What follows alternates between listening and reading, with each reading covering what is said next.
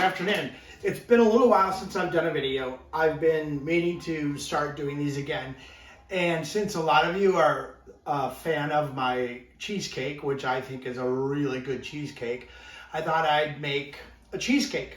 We have a get together at the office tomorrow, so I'm making this for that. But I thought I'm going to make a video to show you how I make that cheesecake you guys like so much. So first of all, I'm preheating the oven to 325 degrees.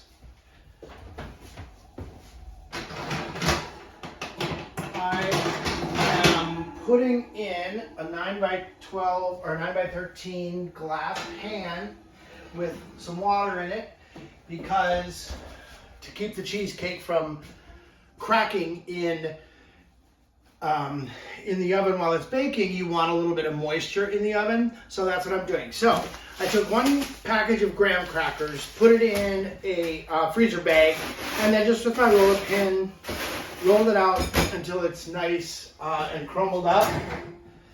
I like mine pretty smooth. I know sometimes people like a little bigger chunks, but I like mine very smooth.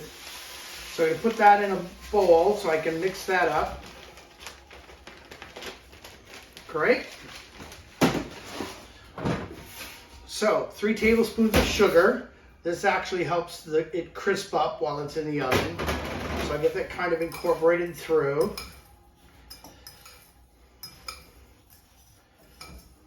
Great.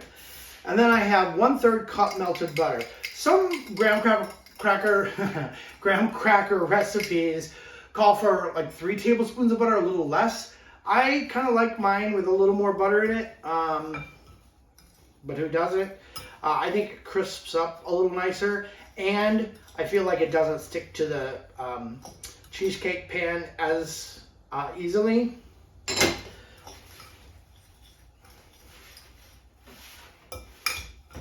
So while I get this incorporated, I'm going to move the camera around a little bit so I can get closer to what's going on here while I mix up that the cheesecake batter. So, be back in just one second. I've gotten most of the big chunks out of here. Try to get it as fine as possible, get it incorporated as much as possible. I have a 9-inch cheesecake pan with a spring side. That way it's easy to get out. Just get one of those last 2 or 3 big chunks out of there so it's nice and smooth. Okay, so I just go ahead and put it in the bottom of the pan. I do a little bit of spreading out with the fork to try to get it relatively spread out. And then I take a flat side glass. Just kind of give it an initial, a little more spreading out. And then once I get it relatively even, I'm going to use the back of that glass to pack it down.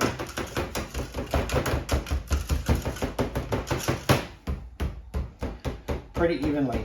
Now, I don't pre-bake my crust. Some people do. Usually that's with tarts, that kind of thing, so I don't. But anyway, there it is. Nice and packed in, nice and even. I'm going to put that to the side. I'm going to pull in my ingredients for the cheesecake batter. Okay, so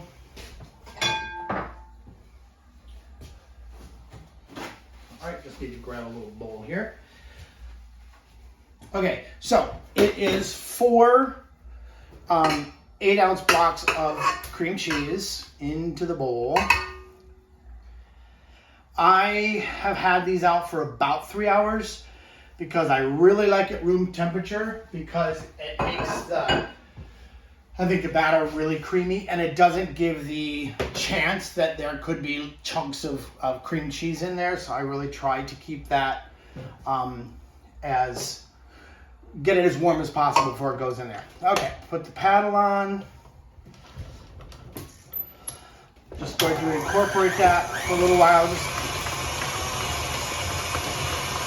Just always have your spatula ready to clean down the sides. So I'm going to do that real quick.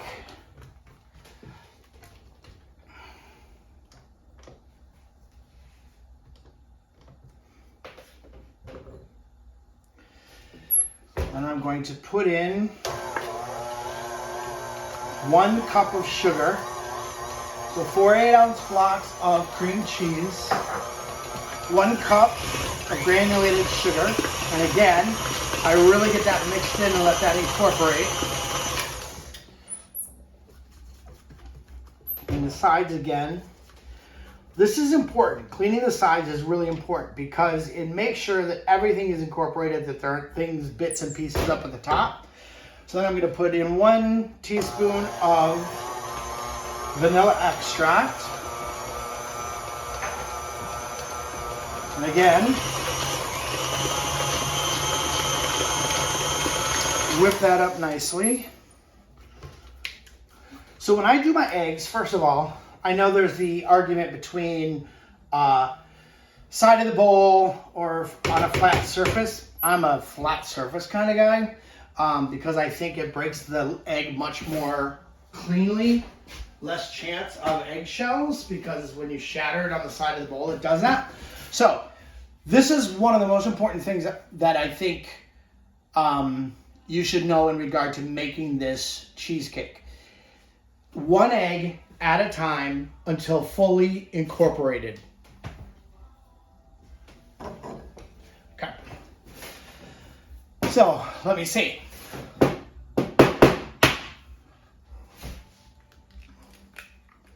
One egg incorporated in.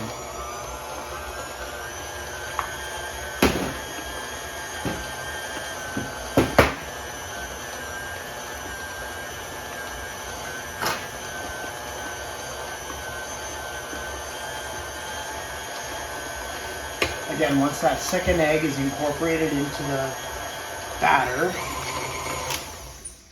I'm going to use that spatula and get all the sides down there. Wipe it off, get a lot of the good stuff back into the bowl. Okay, get that back on.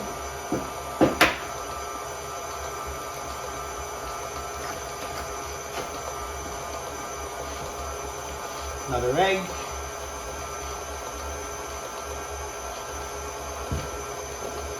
Let that incorporate.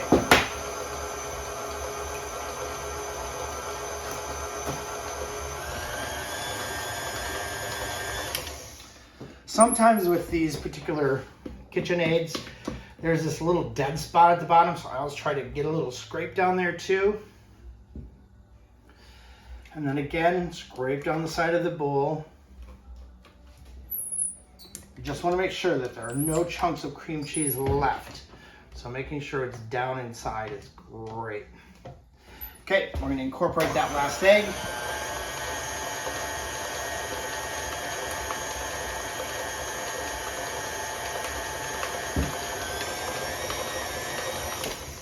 Got a little bit of that on the sides. I'm going to scrape that down.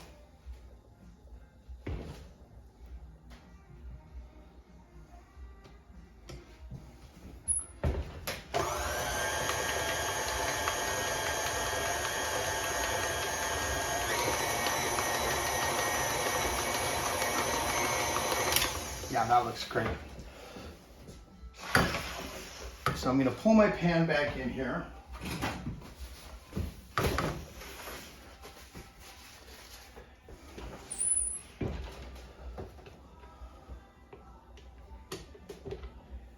Oh, I want you to be there. Good tune. Okay. Get as much of that off as possible. Okay, once I have it off the stand, again, I'm going to do just a little whip around, check the bottom. If there is any cream cheese down there, get it incorporated. So look how nice and creamy that is.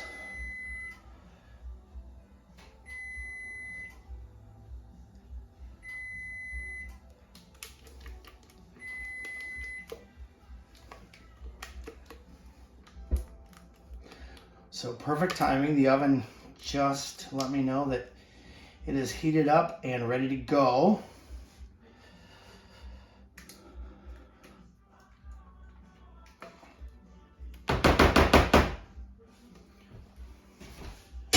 Get that in the sink, because as soon as I'm done with this, I'm starting carrot cake cupcakes. Got a lot of baking to do. Just kind of pat at it so it's nice and even.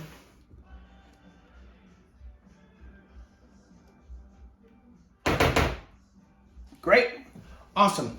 So I'm gonna throw this in the oven for about 55 minutes. You do wanna keep your eye on it to see if it maybe does start to crack a little bit. But typically, it'll just start to lightly brown on the edge, but the middle will still be jiggly, and that's what you're looking for. So I'm gonna put this in the oven, and we'll be back once this is out of the oven. I am just pulling it out of the oven.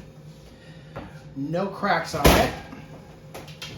See, it's a little jiggly still in the middle, a little bit of brown on the edge. What I do right away to, because what will happen is it will collapse down, but what I do is I take a knife along the edge real quick to kind of separate it.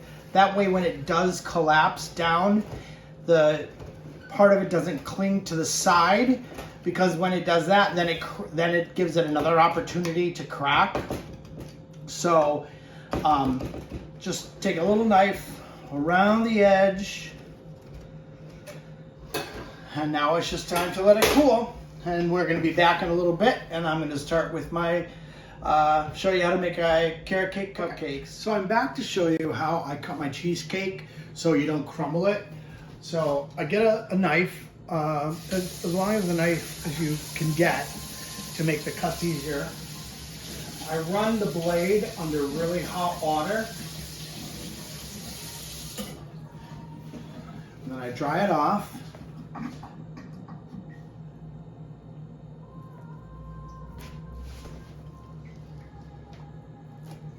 Slides through really nicely. And then I run it under the hot water, rinse it off again. So this does take time, but it makes such clean cuts on the cheesecake that when you're presenting it by the slice, it looks really great.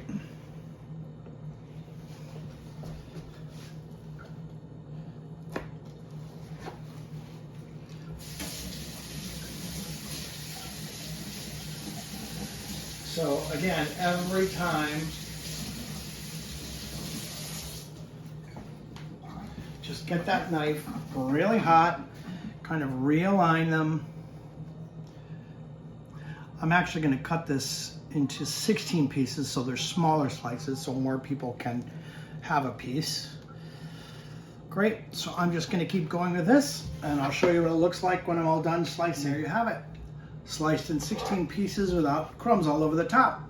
Now that one's ready to go to the awards ceremony tonight. So my cake didn't turn out the best, but I bet you it's still really good. But here's my cheesecake with the 3 frostings and my carrot cake cupcakes ready to go. Looks awesome.